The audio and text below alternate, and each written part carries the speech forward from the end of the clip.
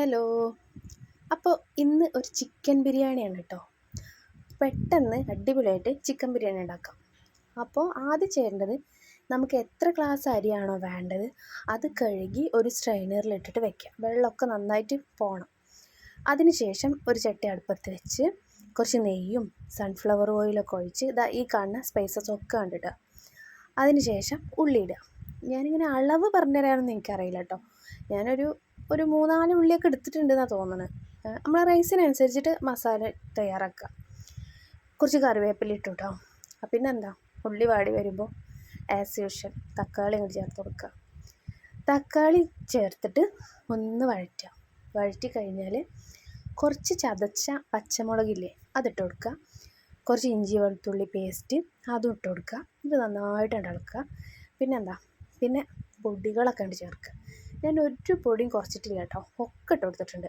മഞ്ഞൾപ്പൊടി, മല്ലിപ്പൊടി, ഗരം മസാലയും ചിക്കൻ മസാലയും കുരുമുളക് പൊടി, അങ്ങനെ തുടങ്ങി എല്ലാ മസാലയും ഞാൻ ചേർത്തിട്ടുണ്ട്.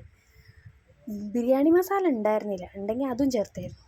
അപ്പോൾ അതൊക്കെ ഇട്ടതിന് ശേഷം കുറച്ച് തൈരും കുറച്ച് നാരങ്ങ നീരും ഒഴിച്ചെടുത്തിട്ടുണ്ട്. പിന്നെ ചിക്കൻ ഇട്ടിട്ട് അത് വേവാൻ വേണ്ടി വെച്ചു. പിന്നെ എന്താ പരിപാടി, റൈസ് തയ്യാറാക്കണം. റൈസ് ഞാൻ റൈസ് കുക്കറിലാട്ടോ തയ്യാറാക്കുന്നത്. അപ്പോൾ 6 ഗ്ലാസ് അരിയല്ലേ ഞാൻ എടുത്തിട്ടുള്ളത്. അപ്പോൾ ഞാനൊരു 13 ഗ്ലാസ് വെള്ളം തിളയ്ക്കാൻ വേണ്ടി വെച്ചിട്ടുണ്ട്.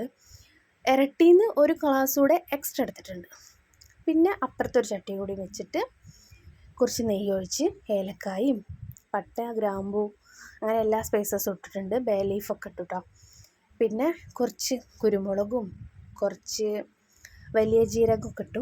എന്നിട്ട് ജസ്റ്റ് ഒന്നിങ്ങനെ ഇളക്കി കൊടുത്തതിന് ശേഷം ഒരു ഉള്ളീൻ്റെ പകുതി അതും ഇട്ട് കൊടുത്തു കേട്ടോ. അതും ഇട്ട് കൊടുത്തിട്ട് നന്നായിട്ടൊന്ന് ഇളക്കി.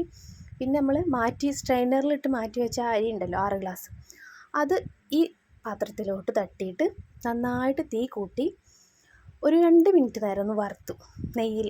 അപ്പോൾ നല്ലൊരു ടേസ്റ്റ് ആട്ടോ റൈസിന്. അപ്പോഴേക്കും വെള്ളം തിളച്ചിട്ടുണ്ടാവും. ഈ അരി ഈ വെള്ളത്തിലോട്ട് ഇട്ട് കൊടുക്കുക.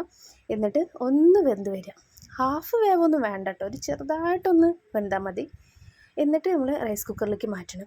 അതിൻ്റെ മുന്നേ കുറച്ച് പച്ചമുളക് ചതച്ചതും ഇഞ്ചി വെളുത്തുള്ളിയും നാരങ്ങ നീരും ഉപ്പൊക്കെ ഇടണം കേട്ടോ. എന്നിട്ടാണ് റൈസ് കുക്കറിലേക്ക് മാറ്റേണ്ടത് കേട്ടോ. പിന്നെ റൈസ് കുക്കറിൽ വയ്ക്കാം.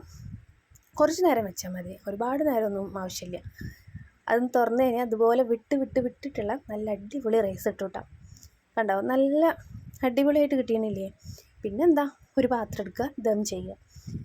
ഞാനൊരു 2 ലെയറായിട്ടാണ് ചെയ്തിട്ടുള്ളത്. കുറച്ച് മസാല ഇട്ടു, റൈസ് ഇട്ടു, നെയ്യ് ഒഴിച്ചു കൊടുത്തു.